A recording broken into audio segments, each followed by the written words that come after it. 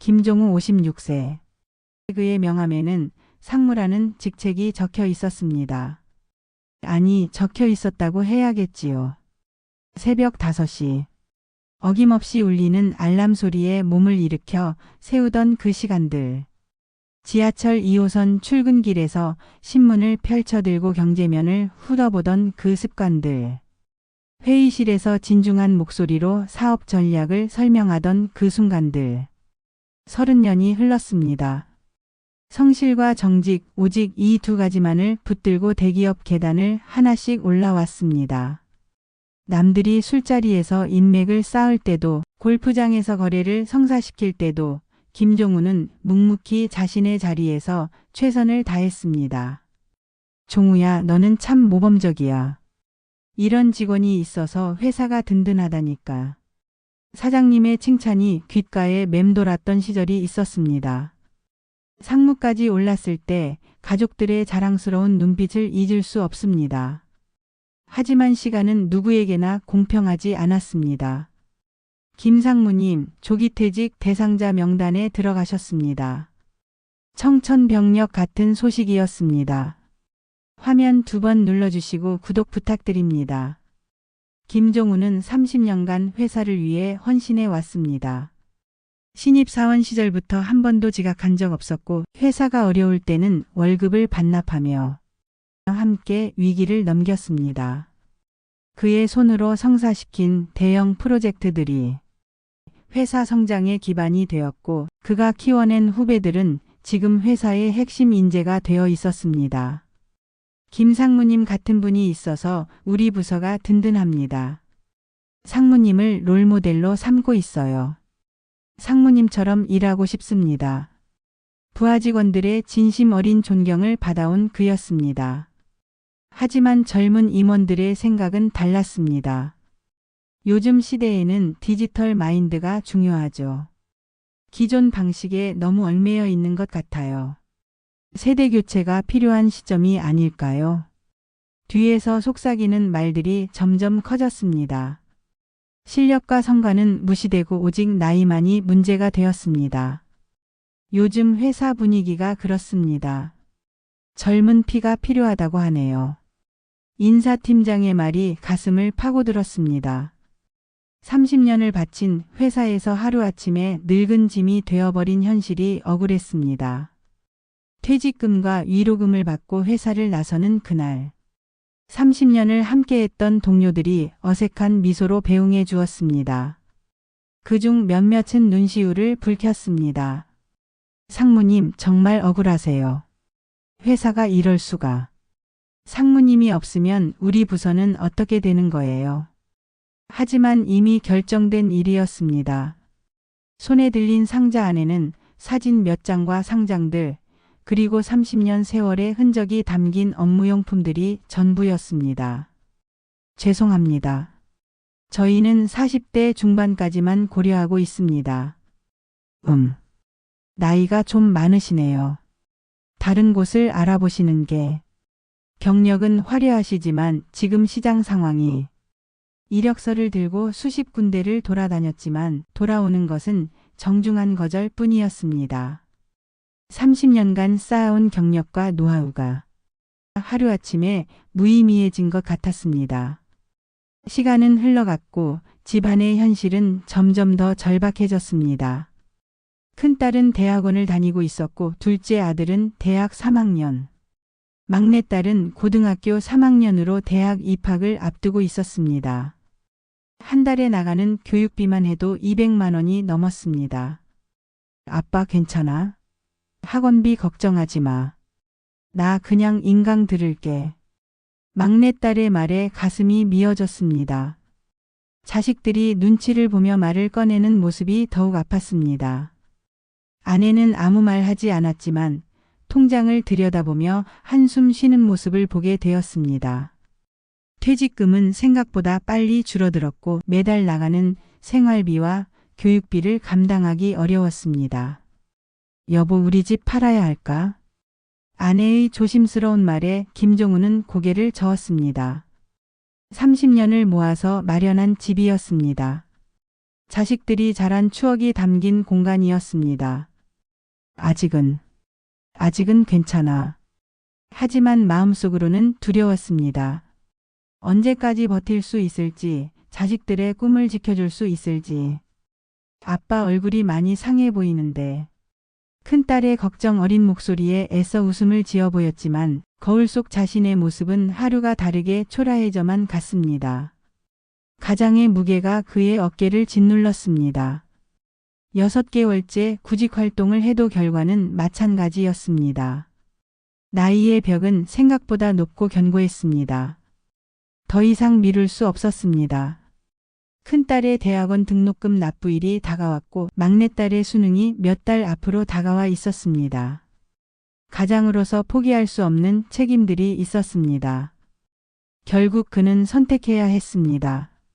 자존심과 현실 사이에서 빌딩 야간 경비원 구함, 나이 무관, 성실한 분 우대, 작은 광고 한 줄이 그의 마지막 희망이었습니다. 첫 출근 날 밤, 깔끔했던 정장 대신 경비복을 입고 고급 구두 대신 편한 운동화를 신었습니다. 거울 앞에 선 자신의 모습이 낯설었습니다. 이게 내 모습인가? 30년간 회사의 성장과 함께 해온 자신이 이제는 남의 건물을 지키는 경비원이 되었습니다. 하지만 자식들을 위해서라면 어떤 일이라도 할 각오였습니다. 한때 수십 명의 부하 직원들에게 업무 지시를 내리던 그는 이제 건물을 지키는 경비원이 되었습니다. 야, 경비 아저씨. 거기 불 좀 켜줘요. 아저씨, 택배 좀 받아주세요. 언제부턴가 사람들은 그를 아저씨라고 불렀습니다. 이름도 과거도 경력도 모두 사라진 채 그저 경비 아저씨로만 존재했습니다. 더 힘든 것은 건물 관리소장이었습니다. 30살 남짓한 젊은 남자였는데 김종우보다 나이는 한참 어렸지만 그의 상사였습니다. 아 진짜. 지금 뭐 하는 거예요? 순찰 돌라고 했는데 왜 여기 앉아 있어요? 죄송합니다. 주의하겠습니다.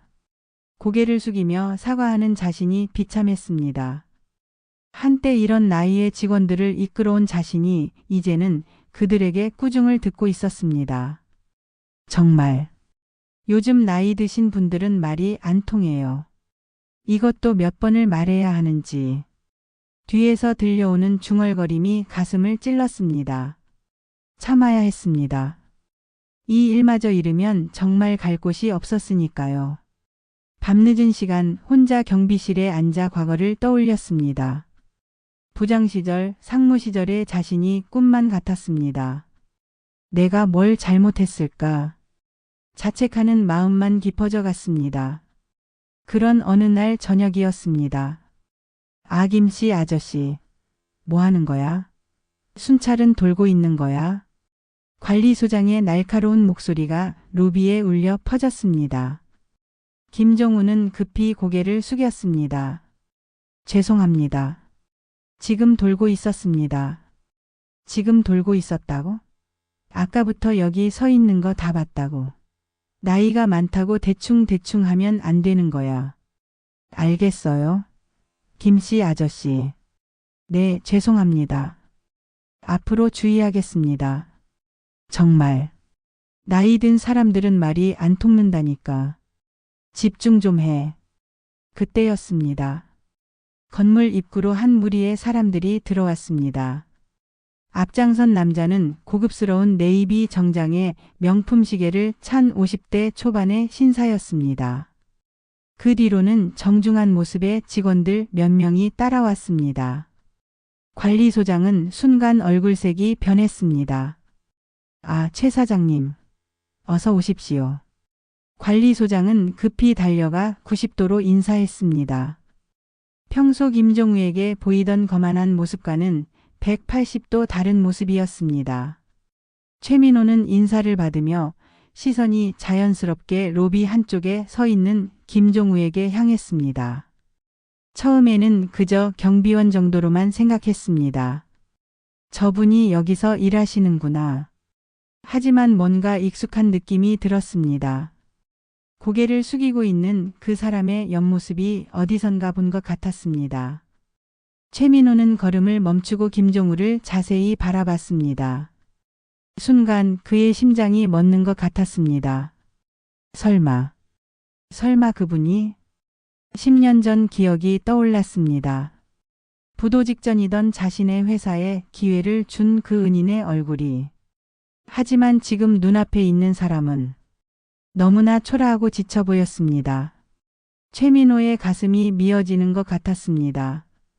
눈시울이 뜨거워졌습니다. 어떻게 이런 일이. 그때 관리소장이 다시 목소리를 높였습니다. 이봐요. 김씨 아저씨, 이리 와서 인사드리세요. 빨리요. 최민호는 더 이상 참을 수 없었습니다. 잠깐만요. 화면 2번 눌러주시고 구독 부탁드립니다. 최민호는 관리소장을 제지하고 김종우에게 천천히 다가갔습니다. 실례합니다. 혹시 김종우가 고개를 들었습니다. 최민호는 확신했습니다. 아이고 김상무님. 최민호는 깊숙이 고개를 숙여 정중히 인사했습니다. 관리소장의 눈이 휘둥그레졌습니다. 예? 최 사장님이 이 경비 아저씨를. 이분은 제 은인이십니다. 최민호의 목소리에는 깊은 존경과 감사가 묻어났습니다. 제게 정말 소중한 분이십니다. 관리소장은 입을 다물지 못했습니다. 자신이 그토록 구박하고 무시했던 경비 아저씨가 최 사장의 은인이라니. 얼굴이 새하얗게 질렸습니다.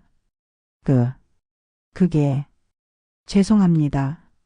제가 몰라봤습니다. 관리소장은 어쩔 줄 몰라 하며 말을 더듬었습니다. 그때 김종우가 조용히 말했습니다. 아닙니다. 제가 아직 서툴고 부족해서 그런 겁니다. 관리소장님 잘못이 아니에요. 김종우는 오히려 관리소장을 감싸며 겸손하게 말했습니다. 최민호는 그 모습을 보며 가슴이 더욱 뭉클해졌습니다.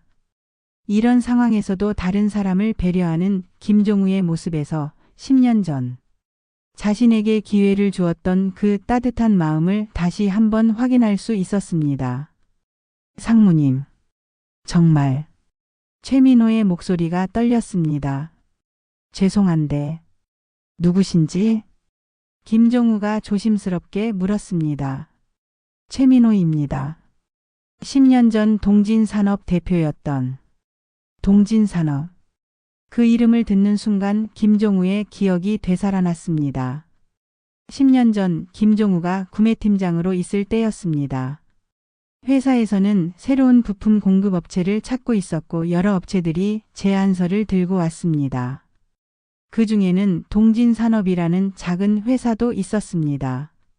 팀장님, 이 동진산업이라는 곳은 너무 작은 것 같은데요. 직원도 10명도 안 되고 사무실도 반지하더라고요. 그래도 기술력은 어때? 기술은 나쁘지 않은 것 같은데 회사 규모를 보면 좀. 다른 팀원들은 모두 대기업 협력사들을 추천했습니다. 안전하고 확실한 선택이었으니까요. 하지만 김종우는 달랐습니다.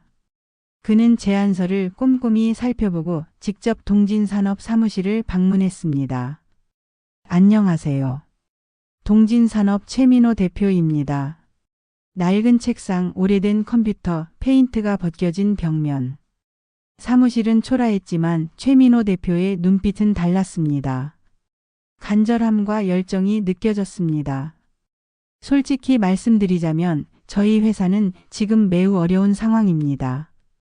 부도 직전이라고 해도 과언이 아니에요. 하지만 기술만큼은 자신 있습니다. 한 번만 기회를 주신다면 절대 실망시켜드리지 않겠습니다. 그날 밤 김종우는 고민했습니다. 회사 입장에서는 안전한 선택이 맞았습니다. 하지만 그의 마음 한편에는 어려운 상황에 있는 작은 기업에 대한 연민이 있었습니다. 젊은 시절 자신도 어려운 환경에서 성장해 온 기억이 있었습니다. 누군가의 도움과 기회가 있었기에 지금의 자리까지 올 수 있었다는 것을 알고 있었습니다. 한번 믿어보자. 결국 김종우는 동진산업에게 계약을 주었습니다. 물론 쉬운 결정은 아니었습니다. 상당한 위험 부담이 있었고 만약 문제가 생기면 모든 책임을 져야 했습니다. 하지만 결과는 성공이었습니다. 동진산업은 약속을 지켰습니다. 품질 좋은 부품을 납기일에 맞춰 공급했고 그 후로도 꾸준히 거래를 이어갔습니다. 그 작은 기회가 동진산업에게는 생명줄이었습니다. 세월이 흘러 그 기억도 가물가물해진 지금. 김종우는 최민호 대표 앞에서 말문이 막혔습니다. 상무님을 여기서 이런 모습으로 뵙게 될 줄이야. 최민호의 목소리에는 안타까움이 묻어났습니다. 최 대표님. 그때 그 동진산업이. 네, 맞습니다. 상무님 덕분에 저희가 살 수 있었습니다. 최민호는 김종우의 손을 꼭 잡았습니다.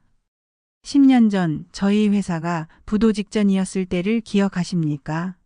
모든 대기업들이 저희를 외면했을 때 오직 상무님만이 저희에게 기회를 주셨습니다. 그때 상무님이 아니었다면. 최민호의 목소리가 떨렸습니다. 저희는 지금 없었을 겁니다. 직원 200명, 연매출 200억의 회사로 성장할 수 있었던 것도 모두 상무님 덕분입니다. 며칠 후 김종우에게 전화가 왔습니다. 상무님, 저 최민호입니다. 시간 되실 때 한번 저희 회사에 오실 수 있으신가요? 반신반의하며 찾아간 동진산업. 10년 전에 그 허름한 사무실은 온데간데 없었습니다.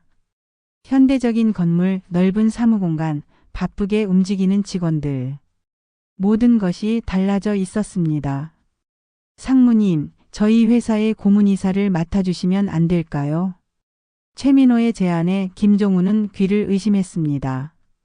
고문이사라니. 저는 이제 상무님의 경험과 노하우가 저희에게는 꼭 필요합니다. 그리고 최민호가 깊이 머리를 숙였습니다. 그 은혜를 갚게 돼 영광입니다. 그날 밤 김종우는 아내에게 말했습니다. 여보, 10년 전에 내가 한 작은 선택이 이렇게 돌아올 줄이야. 당신이 항상 그랬잖아요. 어려운 사람들을 그냥 지나치지 못하는. 아내의 눈가에 눈물이 맺혔습니다. 힘들었지? 정말 많이 힘들었을 텐데. 그제야 김종우의 마음에 담아두었던 울분이 터져나왔습니다. 조기퇴직의 충격, 구직 과정의 굴욕, 자식벌 상사에게 꾸중 듣던 서러움. 모든 것이 한꺼번에 밀려왔습니다. 정말 무서웠어. 이대로 끝나는 건가 싶어서. 하지만 이제는 달랐습니다. 절망의 끝에서 새로운 시작을 맞이하게 된 것입니다. 은혜는 돌고 돈다. 첫 출근 날 최민호는 전 직원들에게 김종우를 소개했습니다. 이분은 저희 회사의 은인이신 김종우 고문이십니다. 10년 전 저희가 가장 어려울 때 믿음을 주신 분이십니다. 직원들의 뜨거운 박수가 울려 퍼졌습니다. 김종우는 이제 다시 자신의 경험을 나누고 후배들을 지도하며 회사의 성장에 기여할 수 있게 되었습니다. 56세 인생의 재임하기 시작된 것입니다. 오늘을 살아가는 여러분 혹시 지금 비슷한 어려움을 겪고 계신가요? 나이 때문에 경력이 단절되어서 혹은 예상치 못한 변화 때문에 힘든 시간을 보내고 계신가요? 김종우의 이야기는 우리에게 말해줍니다. 절망의 끝에서도 희망은 있다는 것을. 우리가 베푼 작은 친절은 반드시 돌아온다는 것을. 인생은 끝난 것이 아니라 새로운 시작일 수 있다는 것을. 당신이 젊은 시절 누군가에게 베풀었던 그 따뜻한 마음, 어려운 상황에서도 포기하지 않았던 그 성실함, 정직하게 살아온 그 모든 시간들이 헛되지 않았습니다. 시간이 걸릴 수 있습니다. 상처받을 수도 있습니다. 때로는 눈물을 흘릴 수도 있습니다. 하지만 포기하지 마세요. 당신의 인생은 아직 끝나지 않았습니다. 가장 아름다운 이야기의 시작일지도 모르니까요. 작은 친절과 배려는 결국 가장 큰 선물이 되어 돌아옵니다. 해밀TV는 따뜻한 이야기로 여러분을 응원하겠습니다. 공감하셨다면 화면 2번 눌러주시고 댓글로 마음을 나눠주세요. 감사합니다.